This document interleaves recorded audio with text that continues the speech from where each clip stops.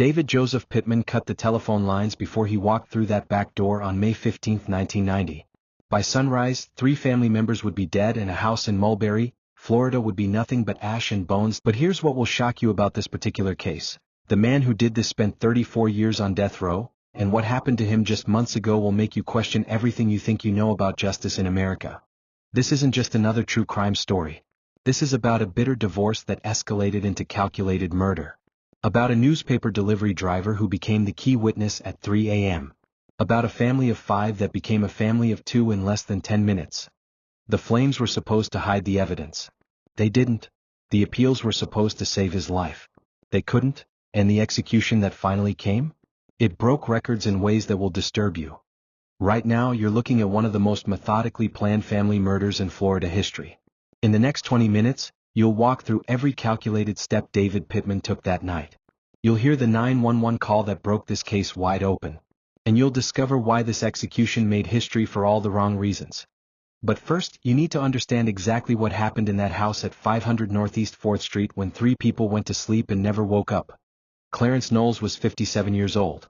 Barbara was 54. Their daughter Bonnie had just turned 21 and still called their house on Northeast 4th Street home. These weren't random victims, they were collateral damage in someone else's war. The Knowles family had become guardians to 3 small children during their daughter Marie's divorce proceedings. 4-year-old Cindy, 6-year-old Robin, and their youngest sibling who couldn't even tie their own shoes yet. While Marie battled for custody in Polk County Family Court, her parents provided stability. Hot meals, bedtime stories, the kind of love that only grandparents can give. David Pittman saw them differently. He saw obstacles. Court records show the divorce had turned ugly by spring 1990. Marie wanted full custody. David wanted his children back. And standing between him and what he believed was rightfully his were 3 people who refused to let him destroy his family any further. The children had been living with their grandparents for 8 months. 8 months of normalcy. 8 months of safety. 8 months that David Pittman had been planning how to end. May 15, 1990 started like any other Tuesday. Clarence worked his regular shift. Barbara prepared dinner for 5 people. Bonnie helped with homework and bath time. The children went to bed at 8:30 p.m. just like always. But at 2:47 a.m., everything changed.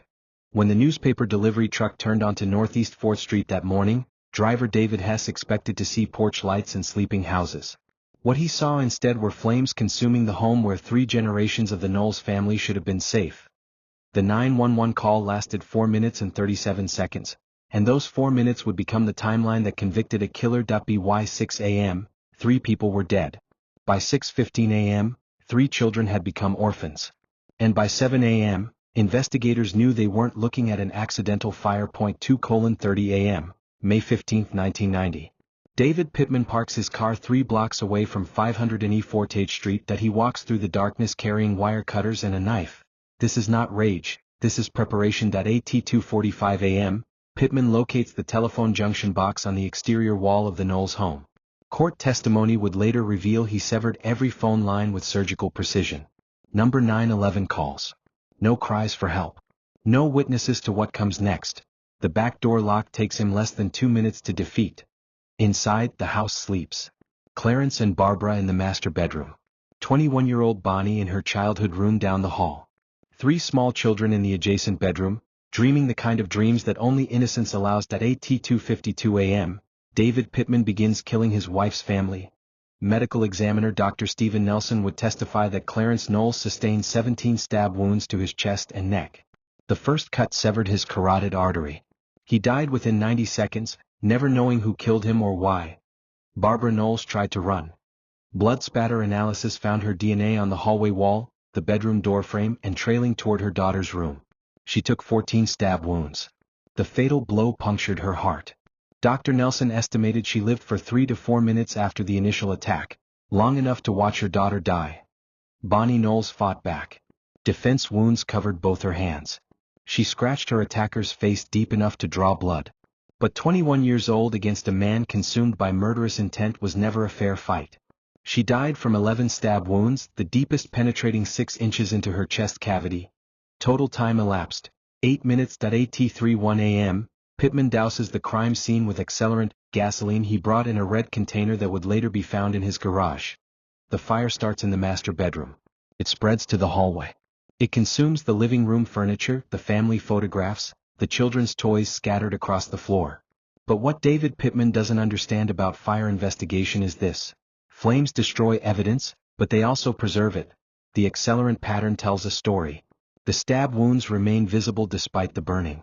The severed phone lines scream premeditation to anyone who knows how to look. At 3:10 a.m., newspaper delivery driver David Hess turns onto Northeast 4th Street and sees orange light where darkness should be. His 911 call would become Exhibit A in a murder trial.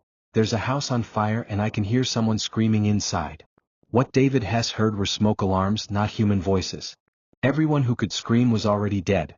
Fire trucks arrive at 3:16 a.m. By 3:45 a.m., the flames are extinguished. By 4:30 a.m., firefighters discover what the fire was meant to hide: 3 bodies with stab wounds that no house fire could have caused. The investigation begins immediately, but David Pittman has already been home for over an hour, washing blood from his hands and rehearsing his alibi for the questions that will surely come. David and Marie Pittman married in 1982. 8 years later, their marriage was a battlefield.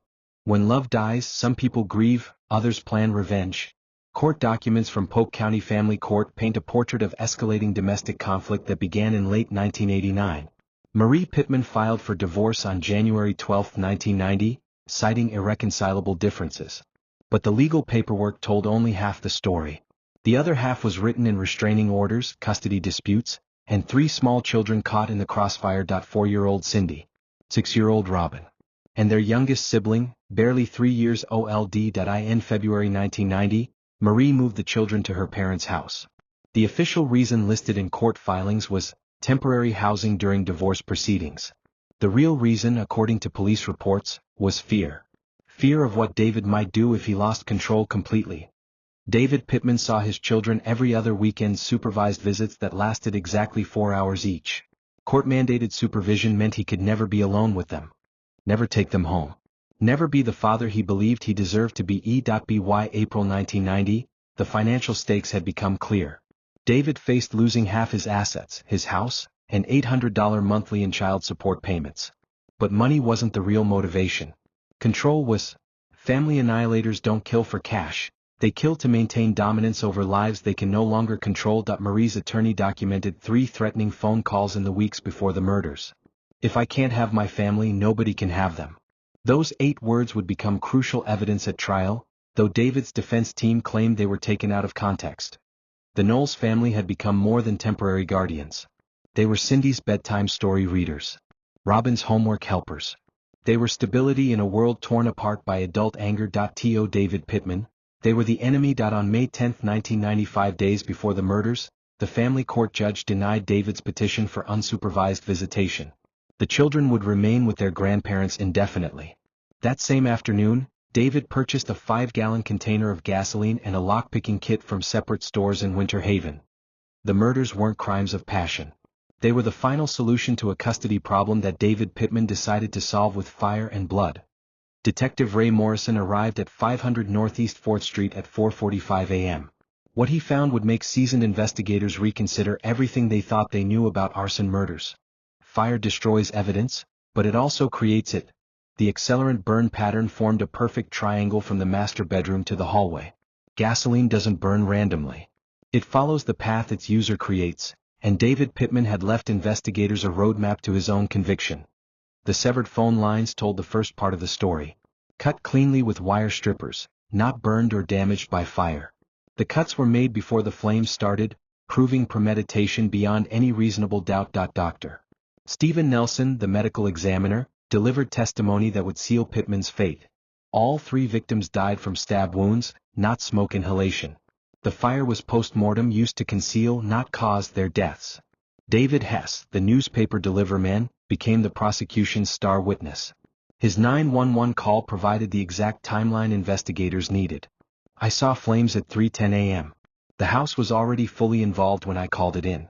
That 10-minute window between the murders and the fire gave prosecutors everything they needed to prove calculated murder. But the physical evidence sealed David Pittman's fate in ways he never anticipated. Blood spatter on Pittman's work boots, discovered during a search warrant execution 3 days after the murders. DNA analysis, Still new technology in 1991 matched the blood to all three victims. Pittman claimed he'd never been inside the Knowles house. The blood evidence proved he was lying. The red gasoline container found in Pittman's garage matched the accelerant residue at the crime scene.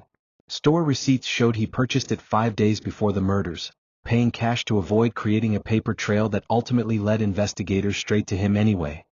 Defense attorney Michael Crawford argued temporary insanity. The jury deliberated for 6 hours and 43 minutes before returning guilty verdicts on 3 counts of first-degree murder, arson in the first degree, and grand theft for stealing the victim's jewelry. The sentencing phase lasted 2 days. Prosecutor Linda Hamilton presented evidence of premeditation, multiple victims, and the especially heinous nature of the crimes. The defense pleaded for life imprisonment, citing Pittman's lack of prior violent offenses. On November 15, 1991, Judge Patricia Williams sentenced David Joseph Pittman to death by electrocution for each murder count. The evidence shows a level of planning and brutality that shocks the conscience of this court. The gavel fell. Justice had spoken. But the real punishment was just beginning. November 16, 1991. David Joseph Pittman enters Florida State Prison in Stark as inmate number 120954. His new home, a 6-by-9-foot cell on death row. For the next 34 years he would fight for his life with the same determination he once used to take 3 others. The appeals began immediately. Ineffective assistance of counsel. Prosecutorial misconduct. Claims that crucial evidence was mishandled during the investigation. Each motion filed, each brief submitted, each court hearing held meant the Knowles family survivors had to relive May 15, 1990 all over again. Cindy, Robin, and their youngest sibling grew up knowing their father murdered their grandparents and aunt. They attended therapy sessions instead of family reunions. They answered questions about their last name instead of enjoying childhood innocence. The legal system moved with glacial slowness while human hearts broke in real time. Pittman's first major appeal reached the Florida Supreme Court in 1995. Denied. His federal habeas corpus petition in 1999. Denied. Claims of jury bias in 2003. Denied. Each rejection brought him one step closer to the execution chamber he had been avoiding for over a decade. But in 2019, Pittman's legal team introduced a new strategy that would delay his execution for 6 more years. Intellectual disability. Court-ordered psychological evaluations suddenly claimed Pittman had an IQ below 70, the legal threshold for intellectual disability that would make him ineligible for execution. The same man who methodically planned a triple murder, cut phone lines with surgical precision, and nearly destroyed all evidence with calculated arson was now claiming he was too mentally impaired to understand his crimes. The Knowles family survivors watched this legal theater with growing frustration. Marie Pittman, now in her 60s, had spent 3 decades trying to help her children heal from trauma their father had inflicted. Each new appeal meant fresh wounds. Florida State Prison death row housed David Pittman in 23-hour-per-day isolation. 1 hour of exercise in a concrete recreation yard. Meals delivered through a slot in his cell door. No physical contact with other human beings except during official procedures. For 12,410 days, David Pittman lived with the consequences of those 8 minutes on May 15, 1990. The intellectual disability appeals finally reached their conclusion in 2024. Federal courts ruled that regardless of Pittman's current mental state, he had demonstrated clear cognitive ability when planning and executing the murders. The evidence of premeditation was overwhelming. The legal system had spoken. Time was running out. August 16, 2025. Governor Ron DeSantis signs death warrant number 2025-12 in his Tallahassee office. David Joseph Pittman has 32 days to live. When justice finally arrives, it comes with surgical precision and bureaucratic efficiency.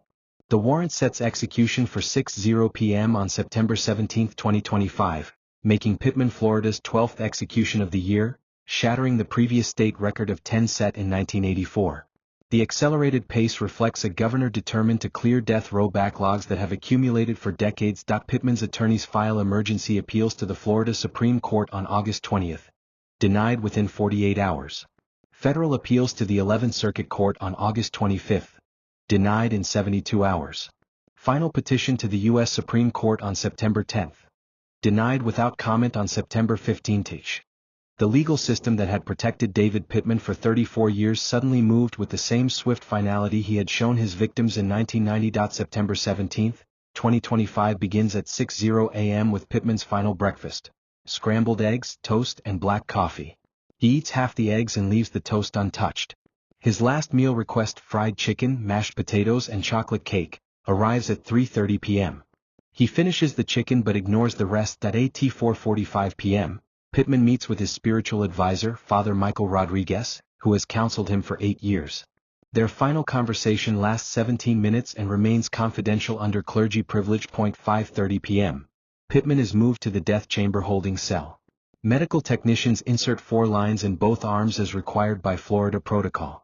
His blood pressure registers 180/95, elevated but not dangerous enough to delay proceedings. At 5:58 p.m., witnesses are escorted into the viewing gallery. Marie Pittman attends, representing the victim's family. She has waited 35 years for this moment. 6:00 p.m.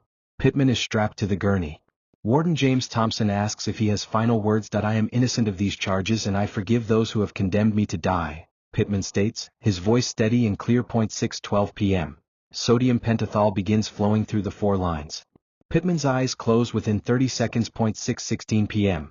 Pancuronium bromide stops his breathing. 6:18 p.m. Potassium chloride stops his heart. 6:22 p.m. Dr. Susan Martinez pronounces David Joseph Pittman dead. After 34 years, 9 months and 2 days, justice is complete. 6:22 p.m. on September 17, 2025, David Joseph Pittman's heart stopped beating. But the lessons from his crimes must continue living. Justice isn't just about punishment, it's about preventing the next family from being destroyed. The Pittman case reveals the deadly progression of family annihilator psychology.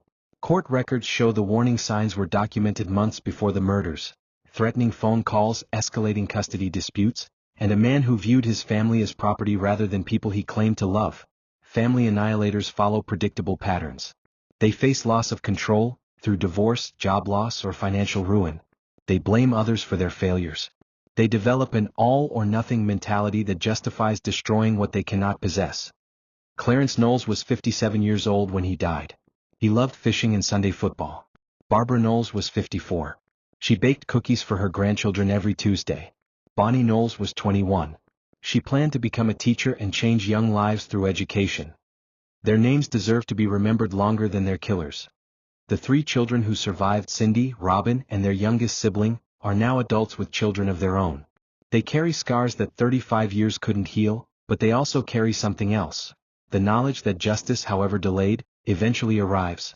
Florida executed 12 people in 2025, a modern record that reflects both the backlog of death row cases and a renewed commitment to carrying out lawful sentences. Each execution represents not just the end of a criminal's life, but closure for families who have waited decades for justice. If you know someone trapped in an escalating domestic violence situation, the National Domestic Violence Hotline is available 24/7 at 1-800-799-7233. Recognition saves lives. Silence enables killers. Subscribe for more cases that expose how ordinary disputes turn deadly, and how we can prevent the next tragedy before it begins.